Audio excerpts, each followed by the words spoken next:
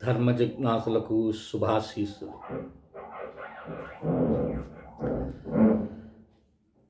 నేడు చెప్పబోయేటటువంటి అంశము చాతుర్మాస్య దీక్ష. ఈ చాతుర్మాస్య దీక్ష 2024 జూలై 17వ తారీఖు నుండి శుక్ల ఏకాదశి తిథి నుండి ప్రారంభమవుతుంది. ఏమిటి ఈ యొక్క చాతుర్మాస్య దీక్ష అన్నాడు? అంటే చాతుర్మాస్యం అంటే 4 మాసముల యొక్క దీక్ష అన్నాడు. ఈ దీక్ష అనేటటువంటి దానికి నేను అనేక సందర్భాల్లో వివరించి ఉన్నాను. ధీయతే విమలం జ్ఞానం క్షీయతే కర్మవాసన అన్నాడు. అంటే కర్మవాసనలన్నీ కూడా నశించిపోయి ఏదైతే జ్ఞానం ప్రాప్తిస్తుందో అట్టి జ్ఞానం కోసంగా చేసేటటువంటి దీక్ష ఇది. పూర్వము పీఠాధిపతులు, సన్యాసులు ఇత్యాది వర్గం వారందరూ కూడా చేసేటటువంటి వారు పూర్వం. ఇది ఆధ్యాత్మిక జగత్తులో ఉండేటటువంటి వారికి తప్ప నవీనులకు అంతగా దీని మీద అవగాహన ఉండదు. కారణం అనేకం కావచ్చు. ఇక్కడ మనకు ఈ దీక్ష గురించి ఏమని వివరిస్తున్నారో, ఎప్పుడు చేస్తారో అన్న అంశాన్ని శాస్త్రం చెప్తుంది. ఆషాఢేతు సితే పక్షే ఏకదస్యాం ముపోషితః చాతుర్మాస్యాం వ్రతం కుర్యాం యత్కించిన్ నియతో నరకం వార్షికాం చతురో మాసం న్వాఘాయేత్ కనచిన్నరకం ప్రవతేన నోచేదాప్నోతి కిల్భిషహం వత్సరోద్భవం వత్సరోద్భవం. ఇది చాతుర్మాస్య వ్రతమని కూడా అంటారు. వ్రతము అంటే నియమము అని అర్థం. పూజ నీ ఇష్టప్రకారం చేసుకోవచ్చు. షోడశమని, అలాగే పంచదశని, సప్తమని అనేకమైన విధానాలు చేసుకోవచ్చు. కానీ వ్రతము అంటే ఒక నియమ పాలన. ఆ నియమాన్ని అనుసరించి మాత్రమే చేసేటటువంటి దాన్ని చాతుర్మాస్య వ్రతం అన్న. ఈ చాతుర్మాస్య వ్రతం అనేటటువంటిది స్కాంద పురాణంలో అయితేనేమి, బ్రహ్మ వైవర్తక పురాణంలోనైతేనేమి, భవిష్యోత్తర పురాణంలో కూడా దీని గురించి ప్రస్తావన ఉన్నది. ఈ చాతుర్మాస్యము ఆషాఢ శుద్ధ ఏకాదశి. దీన్నే మనం తొలి ఏకాదశి అనేటటువంటి నామంతో కూడా పిలుస్తాం. అంటే ఉత్తరాయణం ప్రారంభమైంది కదండి మొన్న కర్కాటక సంక్రమణంతో. ఉత్తరాయణ పుణ్యకాలం ప్రారంభమైన తర్వాత మొట్టమొదటగా వచ్చేటటువంటి ఏకాదశి కనుక దీనికి తొలి ఏకాదశి అనేటటువంటి నామం కూడా సార్థకమైంది. ఇక అంటే దీన్ని పురాణాలు ఏం చెప్తున్నాయంటే, మహావిష్ణువు మానవుల యొక్క కర్మ ఫలితాలను ఆలోచిస్తూ యోగ నిద్రలోకి వెళతాడని ఒక నానుడి. అంటే దీన్ని శయన ఏకాదశి అని అంటారు. ఈ శయన ఏకాదశి నాడు నుండి చాతుర్మాస్యం ప్రారంభమవుతుంది. ఎప్పటి వరకు? కార్తీక శుద్ధ ఏకాదశి వరకు. ఉత్థానేకాదశి అంటే ఆ రోజు స్వామివారు నిద్రలేస్తారు అని. అంటే యోగ నిద్రల నుండి మేలుకుంటాడు. ఈ 4 మాసాల్లో వచ్చేటటువంటి 8 ఏకాదశులు ఉంటాయి. అంటే ఒక మాసంలో 2 ఏకాదశులు కదండి, ఒక శుక్లపక్షము, ఒకటి బహుళపక్షం. అట్లా ఈ 4 మాసాల్లో మనకు 8 ఏకాదశులు వస్తాయి. ఈ 8 ఏకాదశుల్లో మనం చెయ్యాల్సింది ఏంటి? ఏమండి, ఇది సన్యాసులు పీఠాధిపతులేనా, గృహస్థులు చేయవచ్చా అని ఒక ప్రశ్న ఉంది. గృహస్థులు తప్పక చేయవచ్చు. ఒక దీక్షగా తీసుకున్నామనుకోండి, ఒక వ్రతంగా భావించి 4 నెలలు మనం పరమాత్మను కోసంగా ఈ జీవితాన్ని, అంటే జీవిత పర్యంతరంలో కనీసం ఏ ఒక్కసారైనా చాతుర్మాస్య దీక్ష, అంటే ప్రతి సంవత్సరం చేయటం సాధ్యం కాదు ఈ యొక్క పరుగులు పెట్టే ప్రపంచం పరిస్థితుల్లో. సమయం ఉన్నటువంటి వారు, చేసే సమర్థత కలిగినటువంటి వారు ఈ యొక్క దీక్షను స్వీకరించవచ్చు, గృహస్థులు కూడా. మరి ఏమిటయ్యా నియమాలు అంటే చూడండి, ఇవన్నీ ఆరోగ్యానికి సంబంధించినటువంటివి. వర్ష ఋతువు వస్తుంది, తర్వాత భూమంతా కూడా ఏముంది, నదులతో నిండి అంతా అక్కడక్కడ బురద ఇవన్నీ ఉంటాయి. అందుకని ఏం చేసినారు, సన్యాసులు అనేటటువంటి వాడు గ్రామం అంతా కాదు, అనేక గ్రామాలు తిరుగుతూ ఉండాలి, అతను ధర్మబోధం చేస్తూ ఉండాలి. అలాంటి వారు ఏం చేస్తారు, ఒక మఠాన్ని కొని లేదా ఒక నిర్దిష్టమైన స్థలాన్ని కేటాయించుకొని ఆ 4 మాసాలు అతను ప్రయాణాలు చెయ్యడు. ఒక దగ్గర కూర్చొని ఈ దీక్షలో పురాణ కాలక్షేపము, మంత్రజపము ఇలాంటివి అన్నీ చేస్తుంటారు. గృహస్థలికేముంది, ఇంట్లో కూర్చొని ఈ 4 నెలలు చేయొచ్చు. దీనికి ఒంటి పూట భోజనం అన్నారు, ఒక పూట మాత్రమే భోజనం చేస్తారు. ఆ ఒక పూట భోజనం తర్వాత ఏకాదశి, ద్వాదశి, అమావాస్య, అష్టమి ఇవి ఈ తిథుల్లో ఉపవాసము చేయాలి. ఉపవాసం అంటే మనం పూర్వం చెప్పుకున్నాం, నా కాయశోషణ ఉపాసన అన్న. కాయాన్ని ఎండబెట్టుకోవటం ఉపాసన కాదు. అంటే పరమాత్మను దగ్గరగా, అంటే తన యొక్క ధ్యాస తన మీదే మనసును ఏకాగ్రపరచటం అనేది ఉపవాసం. మరొకటి ఏమిటి, లంకనం పరం ఔషధం అంటారు. లంకనం చేసామనుకోండి, ఉపవాసం వల్ల ఏమవుతుంది, భౌతికంగా ఆరోగ్యం మెరుగుపడుతుంది. ఇంకొకటి, అగ్నికృతం కాకుండా ఉండేటటువంటి ఆహారాన్ని భోంచేయటం కూడా ఒక ఉపాసనే. ఉపవాసం ఉండటం, ఉపవాసంలో ఉన్నా అండి, కాఫీలు టీలు తాగబడలేదు, పాలు తాగొచ్చు, పచ్చివి పండ్లు తినొచ్చు. అంటే అగ్నికి సంబంధంగా లేకుండా, అంటే అగ్ని మీద పెట్టుకొని వండుకొనే కాకుండా పచ్చి కాయగూరలు తినొచ్చు ఆకలి తట్టుకోలేని పరిస్థితుల్లో, లేదా నానబెట్టినటువంటి గింజల్ని తినొచ్చు. అంటే అగ్ని సంబంధం ఉండకూడదు, అది కూడా ఒక ఉపవాసమే అని మనకు శాస్త్రం చెప్తుంది. అలాంటివి చేయొచ్చు. ఉదయాన్నే నానబెట్టినటువంటి వాటిని ఆకలైనప్పుడు తిన్నారనుకోండి, అది బలంగా ఉంటుంది, నీరసం రాదు. ఇలా ఉపవాసం చేయమంటాడు. ఎప్పుడు, ఏకాదశి, ద్వాదశి, అష్టమి, అమావాస్య. ఈ చాతుర్మాస దీక్షలో భాగంగా చెప్తున్నాను. ఇక తినకూడనటువంటివి ఉన్నాయి.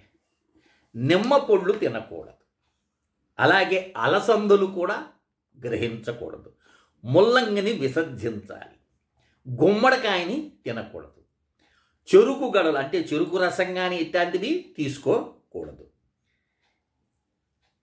ఇక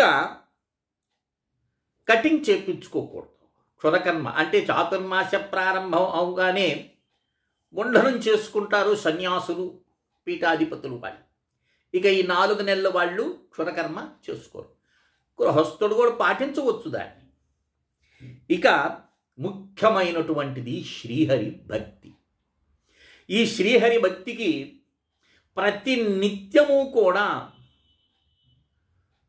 శ్రీమన్నారాయణుడి యొక్క విగ్రహం ఉన్నా లేదా పటము ఉన్నా ఏం చేయాలి? పురుష సూక్తాన్ని పారాయణం చేయాలి. పురుష సూక్తంలో ఉండేటటువంటి రుక్కుల్ని చదువుతూ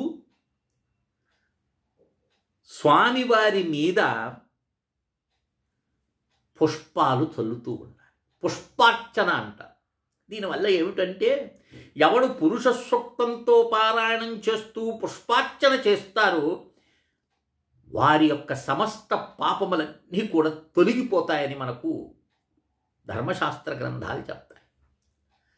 విష్ణు సహస్రనామం స్తోత్రం ఈ 4 నెలలు ప్రతి నిత్యము కూడా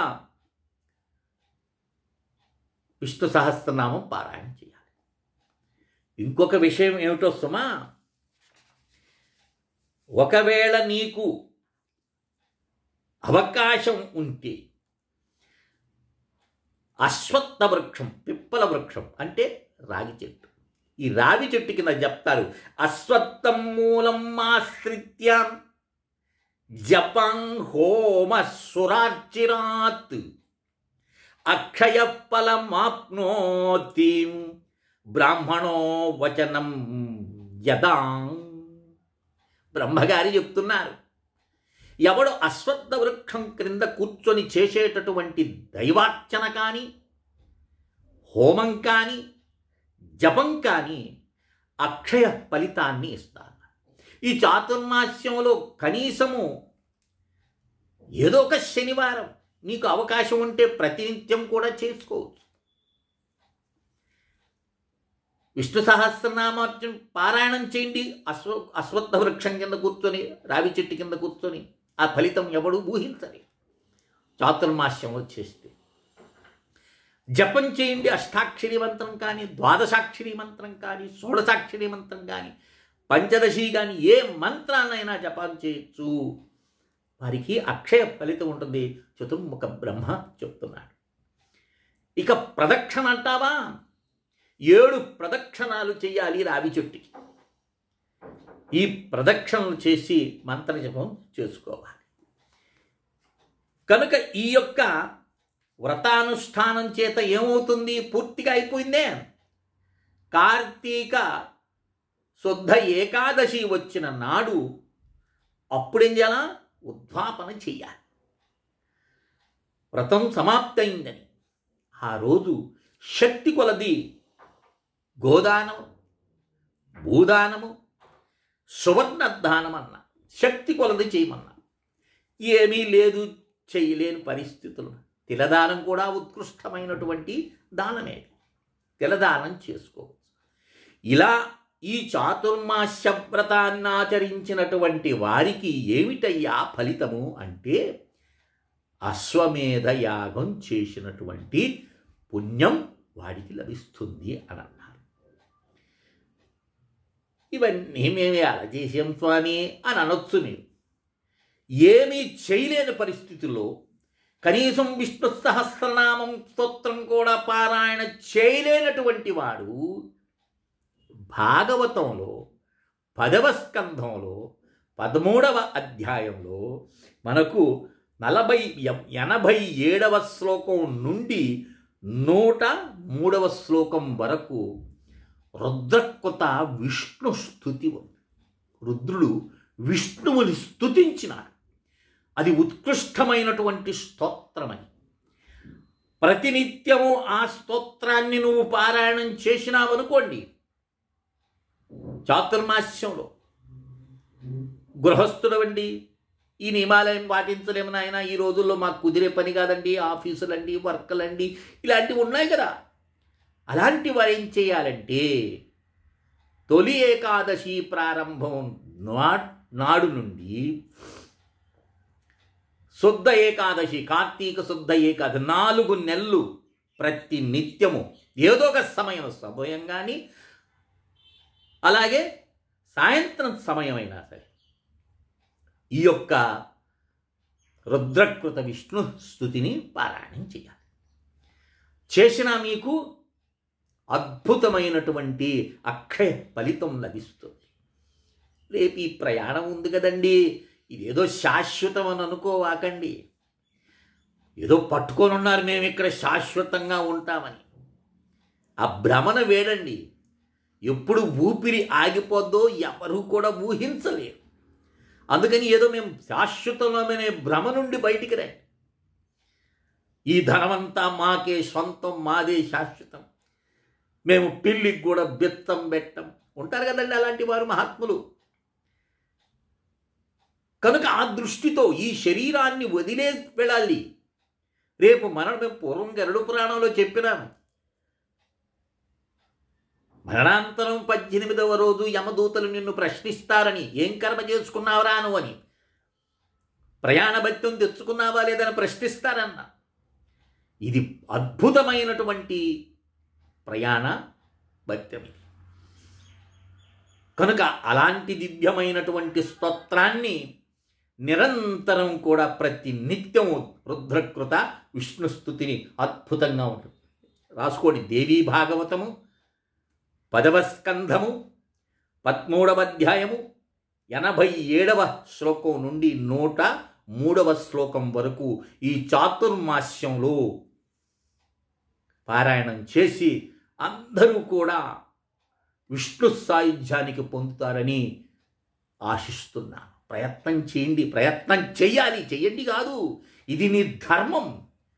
అనేక జన్మార్జితంలో లభించినటువంటి ఈ మానవ దేహము ఊరికినే రాలేదు సుమా. భోగభాగ్యాలు అనుభవించడానికి కాదు.